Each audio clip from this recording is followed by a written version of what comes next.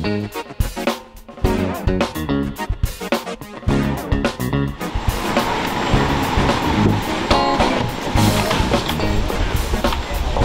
Food Explorers! Eto, Parañaque naman yung lakad natin this Sunday.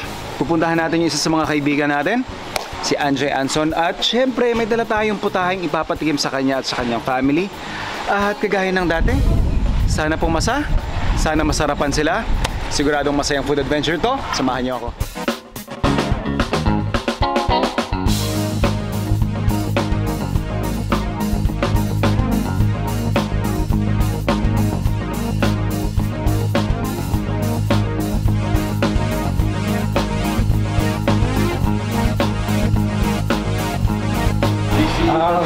Ayun na. Siyempre.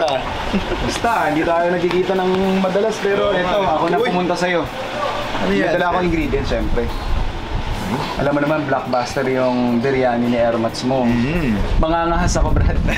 Mangangahas ako. Ako yung magluluto sa inyo nung signature dish ng family mo, lalong-lalo din lagi mo dinadala sa mga potlucks natin. Tara. Testingin natin. Tutuin natin itong yes, sir.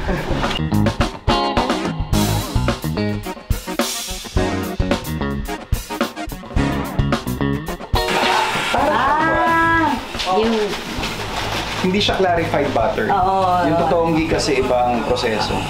Yung may kwan. Parang mantika na ano. Sa gatas from cream. Pero kasi yung ghee na peke is clarified butter. Pero ito kasi yung mga ginagawa nila, yung nasa parang clay pot. Tapos ginagawa nila ng matagal. Hanggang sa maghiwalay yung...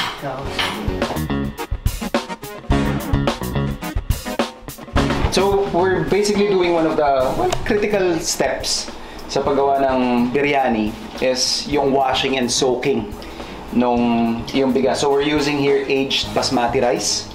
So, typically, mga 2 to 3 times mo itong hugasan. Pag hindi mo natanggal yung excess starch, baka hindi maging ganun ka-fluffy yung kanin mo by the end na matapos yung iyong very special na chicken biryani. So yan, malinaw na yung tubig. Pangatlo ko na to actually.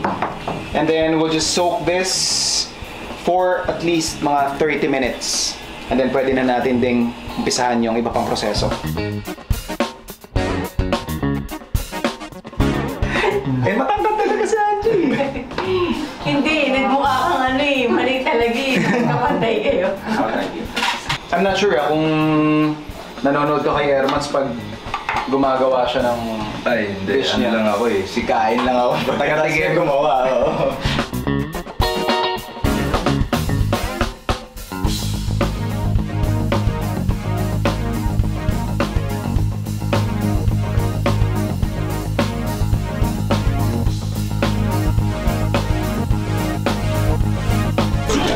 Ito po ang mga... Ito po yung mga naghihintay. Tama-tama para sa inyo. Durog na manok. Yes po. Sabi haluin daw. Okay po. Hello po. Hello ka po dun. Direct.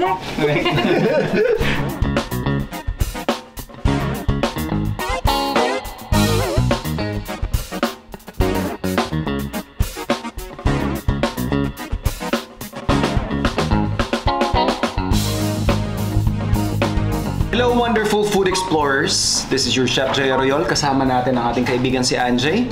At si Mami Jamie. Nandito kami ngayon sa bahay nila. Kasi nakaka-inspire. Natikman ko na ang chicken biryani ni Ma'am Jamie. At talagang lagi naming nire-request yan pag may mga potluck kami. Kaya eto, ako naman ang nag-serve. Nangahas ang inyong food explorers.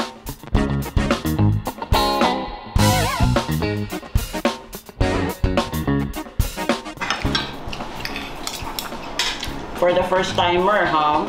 This is 8.5 over 10. It's really good.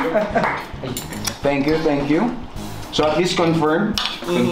May assurance na.